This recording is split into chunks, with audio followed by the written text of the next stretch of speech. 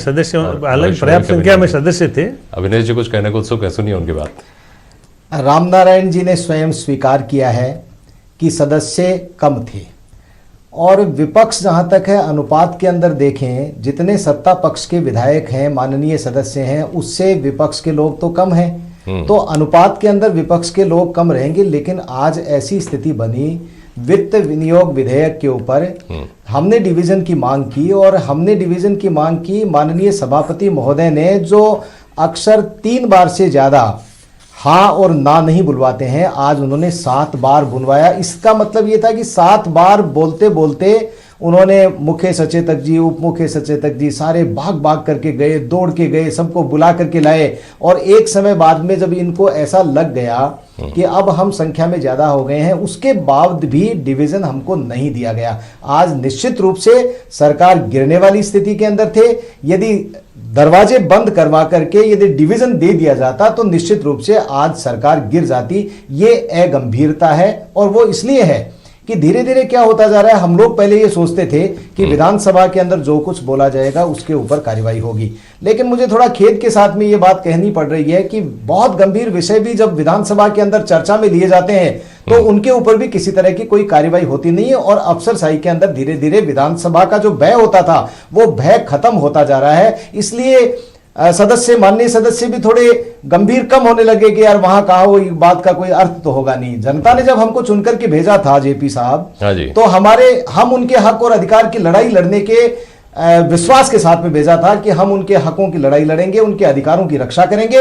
लेकिन कहीं न कहीं कहां फेलोरनेस है ये तो मैं नहीं कह सकता हूं, लेकिन निश्चित रूप से उसके अंदर गिरावट है और कमी है। और दूसरी बात, सभापति हो चाहे मैं, मुझे आसन के प्रति किसी तरह की कोई टिप्पणी नहीं करता हूं, मैं आसन का बहुत सम्मान करता हूं। लेकिन आज जो त्रुटि सत्ता पक्ष के विधायकों की रही, या अब आप देखिए जब हम लोग बोल रहे थे, मैं अभी बजट के ऊपर बहस करके आया हूं, एक भी कैबिनेट मिनिस्टर नहीं वहां पर, कुछ राज्य मंत्री, 1-2 राज्य मंत्री बैठे हुए थे। इतना गंभीर नहीं होता है जब सत्ता पक्ष इस तरह से है तो विपक्ष के लोग तो फिर किसको कहेंगे हम हमारी बात को।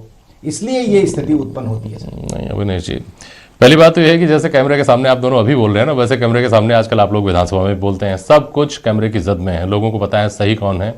रामनारायण जी मीणा कह रहे हैं कि कल भी ऐसा नहीं था और कल भी ऐसा नहीं होगा, और आज भी कमोबेश ऐसा नहीं था जैसा मीणा जी ने कहा। और आपने कहा कि ये स्थिति हो गई कि भाग भाग करके लोगों को बुलाना पड़ा।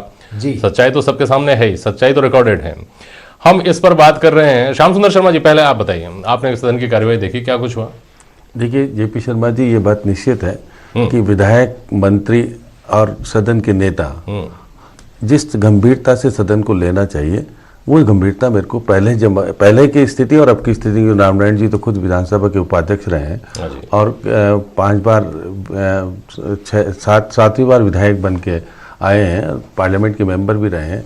ऐसी स्थिति में मैंने नहीं देखा, क्योंकि आप देखिए कि ये कोरम पूरा न होने की बात जब से विधानसभा चली है कई बार उठी है और टाला जाने की स्थिति बनती। कल भी देखिएगा जो स्थिति बनी थी बीच में, और भाजपा के सदस्य ने जब टोका कि ना तो अधिकारी दीर्घा में कोई मौजूद है ना इधर है पूरे, तो कहा गया। फिर थोड़ी बात देखने के बाद कोरम नहीं पूरा होना और कम लोगों का मौजूदगी होना ऐसा दर्शाता है कि विधानसभा के लिए, क्योंकि देखिए डॉक्टर सीपी जोशी ने जिस प्रकार की बातें कही कि विधानसभा के प्रति वफादारी रखनी चाहिए और उसके प्रति किस प्रकार से व्यवहार होना चाहिए, सारी बातों को लेकर के बहुत सारी बात कही और उसका प्रशिक्षण भी दिया गया। और 29 तारीख को और प्रशिक्षण देने की बात हो रही है, जिससे विधायक चुन करके आए वो विधानसभा की महत्वता को समझें, लेकिन समझ नहीं पा रहा। देखिए कि विधानसभा के अंदर 3 तरह के बड़े खर्चे होते हैं।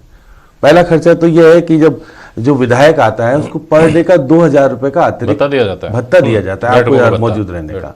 दूसरा है कि सुरक्षा कर्मी आते हैं, बाहर से सुरक्षा कर्मी आते हैं जो विधानसभा की इंटरनल सुरक्षा व्यवस्था को संभालते, करीब 400 होते हैं। बाहर के तो 600 800 जितनी भी जरूरत होती है वो बढ़े जाते हैं। इसके अलावा जो प्रश्न आते हैं और हर मिनट का खर्चा मैं मान के चलता हूं कि 1 लाख रुपए से ज्यादा खर्चा बैठता है पर मिनट, बिल्कुल बैठता जब विधानसभा चलती है। तो ऐसी स्थिति में इतनी भरकम खर्चे को खर्चा करते हैं, उसके बाद विधायकों की स्थिति इस प्रकार की होगी मुझे नहीं लगता। आज देखिएगा कितना महत्वपूर्ण बिल था, क्योंकि इससे बड़ा बिल कोई आता नहीं।